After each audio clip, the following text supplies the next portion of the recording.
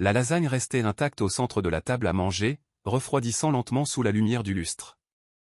Ma mère avait insisté pour ce dîner de famille, prétextant avoir quelque chose d'important à discuter, et je comprenais enfin pourquoi mes 4 frères et sœurs étaient tous présents ce mardi soir. Avant que nous ne commencions à manger, mon père se leva à la tête de la table et annonça que ta mère et lui avions une annonce à faire. Mon frère aîné, Thomas, se pencha en avant avec impatience, tandis que mes sœurs, Camille et Chloé, échangeaient des regards complices. Mon plus jeune frère, Hugo, était déjà plongé dans son téléphone, prêtant à peine attention à ce qui se passait. Moi, Léa, j'étais assise à l'autre bout de la table, mon verre de vin à la main, observant la scène avec une curiosité grandissante. Ma mère commença par expliquer que, comme nous le savions tous, ils réfléchissaient à leur avenir et que cette maison était devenue trop grande pour eux deux, sans parler de l'entretien qui devenait accablant. Il s'agissait d'une vaste demeure bourgeoise située dans l'allée des impressionnistes au Vésinet, avec 6 chambres, 4 salles de bain et un immense jardin. C'était la maison où nous avions tous grandi et que mes parents possédaient depuis 30 ans, du moins, c'est ce qu'ils croyaient. Mon père poursuivit en annonçant qu'ils avaient pris la décision de diviser la maison entre nous, les enfants, car la cohabitation intergénérationnelle revenait à la mode et qu'il était temps que la famille vive de nouveau sous le même toit. Thomas applaudit littéralement, s'exclamant que c'était génial car Amandine et lui cherchaient justement plus d'espace depuis la naissance des jumeaux. Ma mère ajouta chaleureusement qu'il leur attribuait la suite parentale, la plus grande chambre, car ils auraient besoin d'espace avec 2 bébés. Camille leva la main comme si elle était encore à l'école pour demander ce qu'il en était pour elle et Julien, et mon père répondit qu'ils auraient les 2 chambres du 2e étage, l'une pour dormir et l'autre pour son bureau, sachant à quel point son télétravail était important. Camille rayonna de joie, tandis que Chloé vibrait pratiquement d'excitation en apprenant que son compagnon Antoine et elle hériteraient du studio indépendant au-dessus du garage, une sorte d'appartement privé parfait pour eux. Enfin, mon père s'adressa à Hugo en lui disant qu'il aurait la chambre du sous-sol, qu'ils allaient aménager correctement avec une salle d'eau et une kitchenette pour en faire son propre studio de célibataire, ce à quoi Hugo répondit enfin en levant les yeux de son écran que c'était grave stylé. 4 frères et sœurs servis, 4 espaces attribués, je pris une gorgée de vin et attendis mon tour. Ma mère se tourna vers moi avec un sourire crispé et me dit que, comme ils savaient que j'étais très indépendante, ils avaient pensé que j'apprécierais la véranda. Elle expliqua qu'ils pourraient y installer un lit de jour et que j'aurais ma propre entrée par le jardin. La véranda était en fait un ancien porche vitré sur 3 côtés, sans chauffage, sans vrai mur, essentiellement une serre améliorée. La véranda, répétai-je d'un ton plat. Ma mère insista sur le fait que c'était charmant, très lumineux, et que de toute façon, comme je travaillais tout le temps, je n'y serais pas souvent. Thomas sortit son téléphone pour commencer à planifier le déménagement, affirmant qu'Amandine faisait déjà des cartons et qu'il pourrait être là le mois prochain. « Attendez une minute, dis-je doucement, avant que tout le monde ne commence à emballer ses affaires, est-ce que je peux poser une question ?» Ma mère demanda ce que c'était d'un ton condescendant que j'avais entendu toute ma vie, et je demandai, qui exactement est en train de distribuer les chambres ici ? Mon père fronça les sourcils et répondit que c'était évidemment ta mère et lui, puisque c'était leur maison. Est-ce vraiment le cas ? Demandai-je, installant un silence de plomb autour de la table. Mon père, agacé, demanda quel genre de question c'était, rappelant qu'il vivait ici depuis 30 ans. Vous y avez vécu pendant 30 ans, au passé, dis-je en sortant mon téléphone pour ouvrir mes emails. Je lui demandai quand il avait vérifié l'acte de propriété pour la dernière fois, ce à quoi il répondit qu'il n'avait pas besoin de le faire pour sa propre maison. Je lui assurai que si, car les choses changent, et je lui rappelai l'épisode d'il y a 2 ans lorsqu'ils avaient des problèmes financiers et que la taxe foncière avait 6 mois de retard. Le visage de ma mère devint livide alors qu'elle invoquait un problème temporaire de trésorerie, mais je rappelai qu'il s'agissait de 47 000 € d'arriérés d'impôts plus les pénalités, et que la préfecture allait saisir la maison. Je lui rappelai qu'elle m'avait appelé en pleurant à minuit. Mon père se rassit lourdement en disant qu'ils avaient réglé ça, mais je le corrigeai, c'est moi qui ai réglé ça. J'ai payé les impôts, les pénalités, puis j'ai remboursé votre prêt hypothécaire de 180 000 €, et enfin. Je vous ai racheté la maison pour le solde restant du crédit de 290 000 €. Un silence de mort régna, seulement brisé par le bruit du téléphone d'Hugo tombant sur le parquet. Thomas, la voix brisée, demanda un « Quoi ?» incrédule, et je tournai l'écran de mon téléphone vers eux, montrant les registres de la publicité foncière. L'acte enregistré il y a 23 mois indiquait clairement que le propriétaire était Léa Marie Legrand, c'est-à-dire moi. Camille m'arracha le téléphone des mains, fixant l'écran en disant que ce n'était pas possible, mais je lui assurai que c'était un document public, consultable par tous, précisant le numéro de parcelle et la date d'achat du 15 mars il y a 2 ans pour un total de 515 000 €. Chloé semblait sur le point de s'évanouir alors que les mains de ma mère tremblaient, cette dernière balbutia que c'était censé être temporaire et que je devais les aider. Je lui répondis que je les avais aidés en achetant leur maison avant qu'elle ne soit saisie, et que mon père avait signé l'acte de cession devant notaire en toute connaissance de cause. Mon père s'emporta en disant qu'il pensait qu'il s'agissait d'un refinancement ou d'une restructuration, mais je lui rappelai que le notaire avait été très clair, il s'agissait d'un transfert de propriété pour éviter l'expulsion.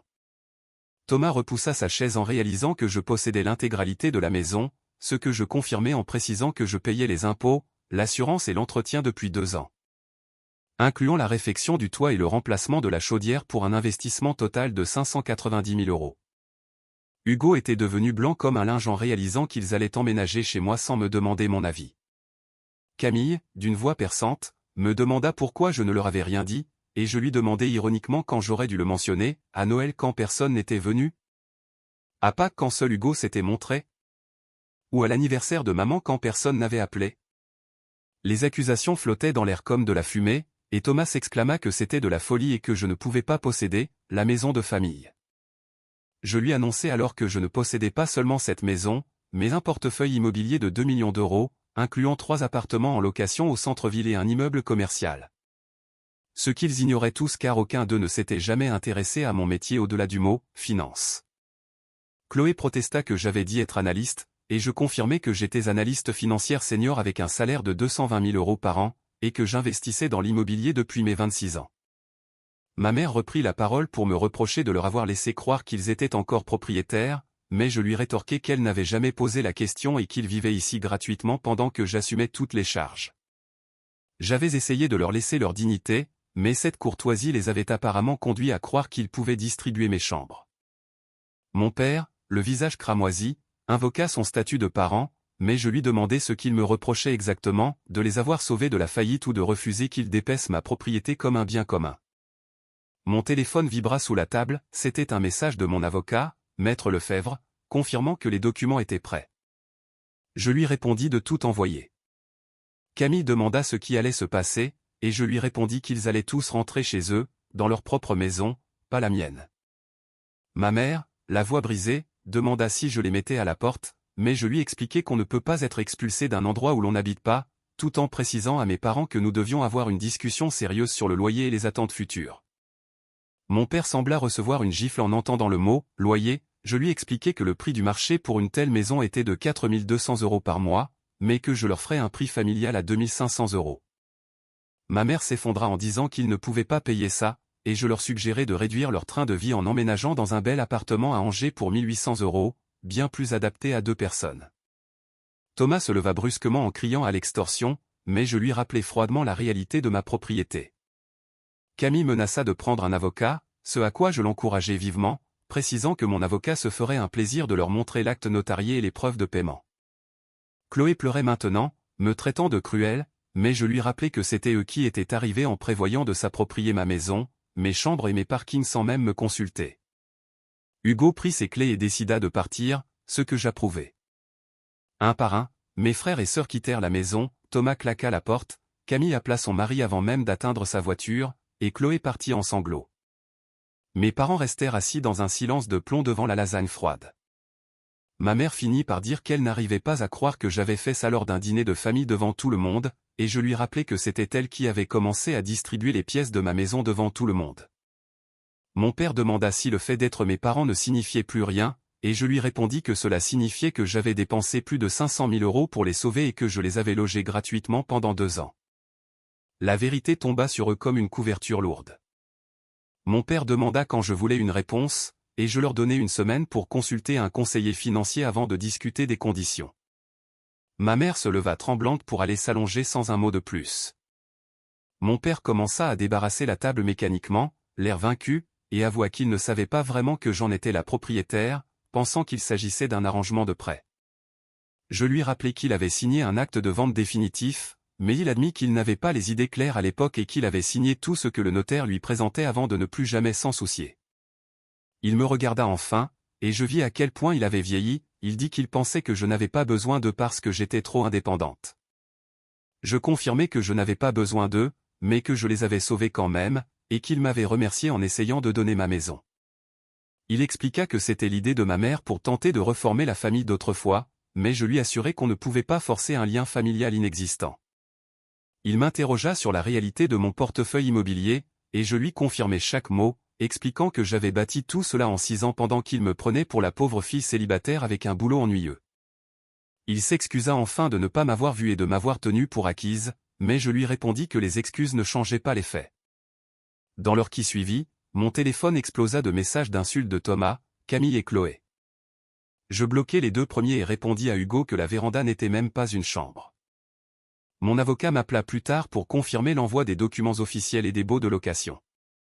Cette nuit-là, je rentrai dans mon véritable chez-moi, un loft de 200 mètres carrés en centre-ville avec vue sur la cathédrale, un endroit où ma famille n'avait jamais mis les pieds. 3 jours plus tard, mon père m'appela pour m'informer qu'ils allaient emménager dans une résidence senior dans 60 jours. Ma mère voulait un dernier dîner pour s'excuser sincèrement, et j'acceptai d'y aller. 3 semaines plus tard, l'ambiance était différente, ma mère reconnut en pleurant qu'ils m'avaient négligé et qu'ils avaient eu honte d'avoir été sauvés par moi, ce qui les avait poussés à agir comme si de rien n'était. Elle admit que je méritais le respect et non une véranda. Je ne leur rendis pas la maison, mais j'acceptai leurs explications. 6 semaines plus tard, alors que la maison était vide et déjà vendue à un prix record, je regardais une dernière fois la véranda baignée de lumière. Ma famille m'avait offert une serre, à la place, j'avais bâti un empire. Parfois, sauver sa famille signifie d'abord se sauver soi-même, et parfois, l'amour consiste à savoir s'en aller.